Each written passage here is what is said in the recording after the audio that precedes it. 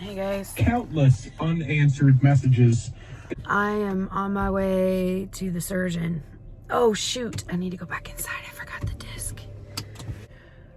So I'm on my way to see my surgeon, but first I have to go by my dentist because I'm supposed to have some cavities fixed at 10 a.m. and I don't think I'm gonna make it, so I'm gonna have to reschedule that because my surgeon comes first.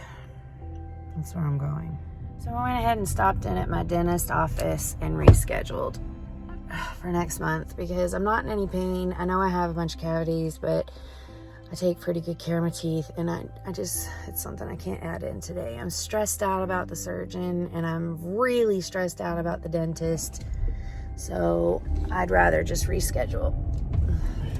And I am going to bet, I am 75% sure that she's going to say she can't do anything except for go back in and see what's going on. So we're going to wait and see what she says, but if I was a betting person, that's what I'd say.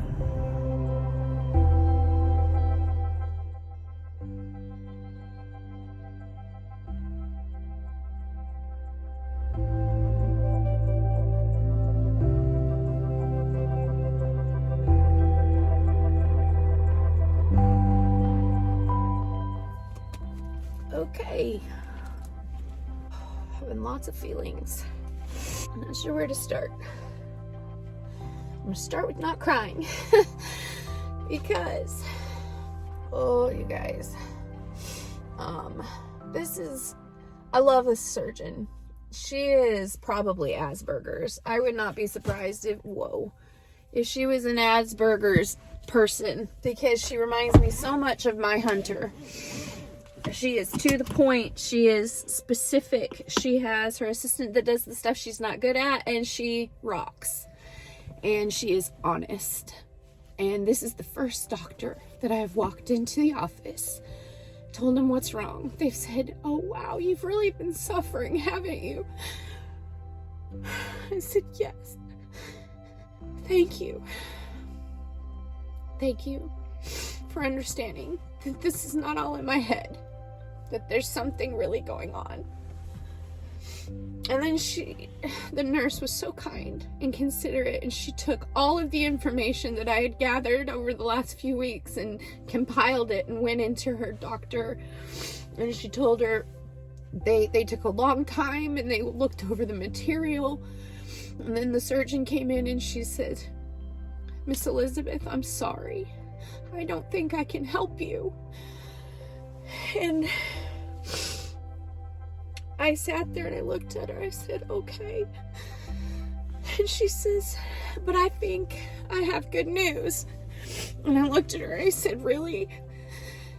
And she says, "I am going to refer you to downtown U of L because there are some amazing specialists there that people from all over the world come with your exact problem. And they come to this U of L hospital and they have all of these specialized clinics." And she says, "What my opinion is she said, I am a surgeon. I can go in and I can cut you from sternum to pelvic bone, and I can search through your intestines and I can try to find the problem. But I'll tell you this, I think that your problem is related to lupus." And she says that all of these gastro systems are connected, and if one gets inflamed, there's probably a problem in another one if you have something like lupus, because lupus attacks organs and systems, and what it does is it goes in and it inflames those organs and systems and causes exactly what's happening. All kinds of problems, all kinds of pain. So the one thing that she really wants me to be able to have is the specialist, because they have scopes that are long enough to go through my small intestines to figure out where the actual infection and problem is. Because as of right now, all we can do is do the shorter scopes, which don't go into your small intestines, no matter whether you go from the top end, the mouth, or the anus. So I need to go somewhere where they can go through my entire digestive system without cutting me open. Because when you have lupus, when you cut someone open, it causes nothing but problems, which is why I've tried to avoid surgery. But I had to have my gallbladder out because my lupus destroyed my gallbladder. So now I am in line to see a specialist for my lupus, who you see a rheumatologist. But I can't get in to see them until the 28th of next month. They are putting in a request here. My surgeon is to get me into U of L as quickly as possible, but heaven knows that could be 6 months.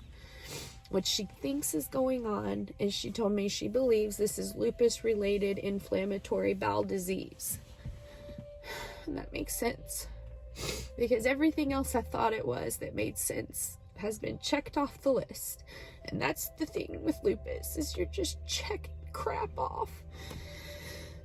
And in the meantime, you feel like this. And so I'm happy sad. I am so happy that for once a doctor walked in and said, I'm sorry I'm not the right person to fix you, but I know who can. And they're getting me there, however long that takes. That's the sad part. I have to keep suffering. I have to keep going through this until someone can tell me what to do to fix it. And this is the first surgeon, the first doctor that looked at me and said, you know, we can cut you open and keep poking around or throwing pills at her. We can figure out what's going on. And at that point, I burst into tears. And I said, thank you. Thank you for being the one doctor on the planet that has looked at me in the face and said, there's a problem that we haven't figured out, but we need to get you to the right people to figure it out, and we don't need to keep throwing pills at you. Thank you.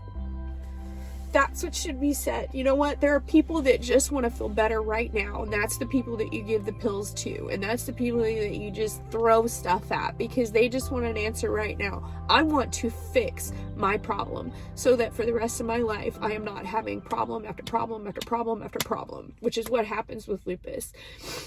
And she said, you know, I mean, you have a child with type 1 diabetes, that's autoimmune. You have 3 different autoimmune diseases. I truly feel like this is autoimmune. And I said, I agree. So that's where I'm at.